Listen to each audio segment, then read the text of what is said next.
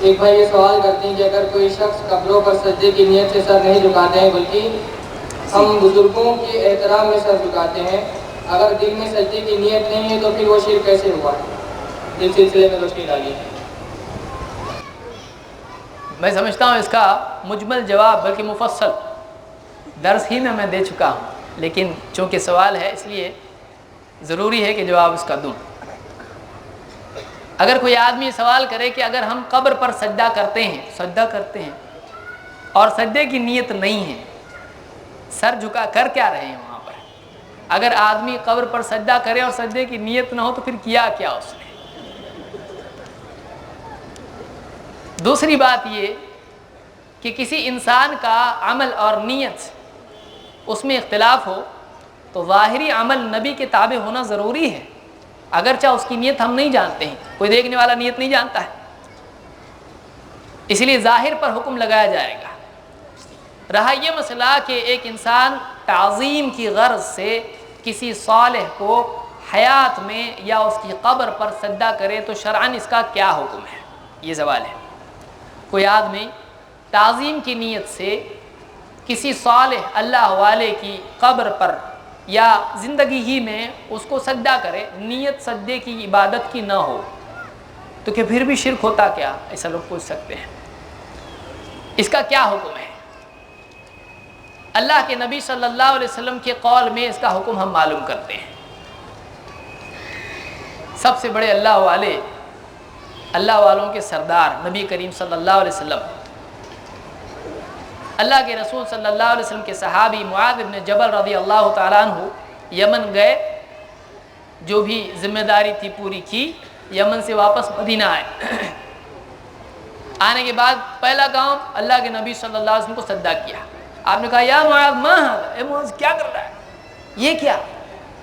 تو اللہ کے رسول، میں نے دیکھا وہاں پہ لوگ اپنے بڑوں کو ایسے ہی کرتے، سجدہ کرتے، میں نے چاہا میں بھی آپ کو سجدہ کروں، جب وہ ان کے بڑے ہیں ان کو سجدہ، ہمارے بڑے آپ ہیں، ہم آپ کو سجدہ کریں گے۔ کہا کہ لا تفعلوا، یہ جملہ یاد رکھیں، لا تفعلوا، ایسا مت کرنا۔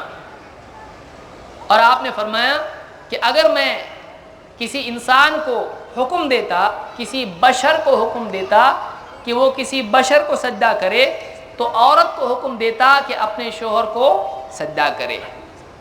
اور دوسری روایت میں آپ نے کہا، مسند احمد وغیرہ کے الفاظ ہیں کہ لا یصلح لبشر ان یسجد لبشر، کسی بشر کے لیے یہ ہرگز جائز نہیں، صحیح نہیں، مناسب نہیں، ٹھیک نہیں کہ وہ کسی بشر کو سجدہ کرے، منع کر دیا اللہ کے نبی صلی اللہ علیہ وسلم نے۔ تو آپ صلی اللہ علیہ وسلم سے بڑھ کے اگر کوئی کون ہے کوئی نہیں، آپ نے خود منع کر دیا ہے۔ اور کوئی ایک صحابی آپ بتا دیں کہ جس نے اللہ کے نبی صلی اللہ علیہ وسلم کی قبر پر جا کر سجدہ کیا ہو اور پلٹ کے پبلک سے کہا ہو کہ عبادت کی نیت سے میں نے نہیں کیا، تعظیم سے کیا، کسی صحابی نے ایسا نہیں کیا۔ صحابہ ہم سے زیادہ اللہ کے نبی صلی اللہ علیہ وسلم کی تعظیم کرتے تھے۔ دیکھیے سجدے کا واقعہ وہاں ہوا ہے، لیکن اللہ کے نبی صلی اللہ علیہ وسلم نے اپنی زندگی میں اس کو منع کر دیا ہے، تو اللہ کے رسول صلی اللہ علیہ وسلم نے اس کو منع کیا۔ سوال یہاں پر یہ پیدا ہوتا ہے کہ اللہ کے رسول صلی اللہ علیہ وسلم نے فرمایا اگر میں حکم دیتا تو عورت کو حکم دیتا کہ وہ اپنے شوہر کو سجدہ کرے، من عظم حقہ علیہا، اس کا جو بیوی پہ حق ہوتا ہے اس حق کی وجہ سے۔ تو یہ سوال یہ پیدا ہوتا ہے کہ یہ سجدہ تعظیم والا ہوتا ہے یا عبادت والا؟ عبادت والا ہو تو شرک ہو جائے گا کہ شوہر کی عبادت کرو، ایسا کہتے نہیں، شوہر کی تعظیم کرو، تو شوہر کی تعظیم کا حکم دیتا تو سجدہ کرنے کے لیے کہتا، لیکن یہ سجدہ کسی کے لیے مناسب نہیں، تو عبادت والا سجدہ تو ہے ہی نہیں، تعظیم والا سجدہ بھی نہیں ہے۔ اس سے منع کیا حضرت معاذ ابن جبل کو۔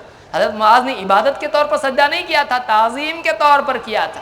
جب تعظیم کا منع ہو گیا تو عبادت کا تو منع ہے ہی، تو کسی کی تعظیم اگر ہو سکتی ہو تو نبی کریم صلی اللہ علیہ وسلم کی ہو سکتی تھی، لیکن آپ نے اپنی تعظیم سے اس طرح سے منع کر دیا تو باقی سب کا منع اپنے آپ ہو گیا۔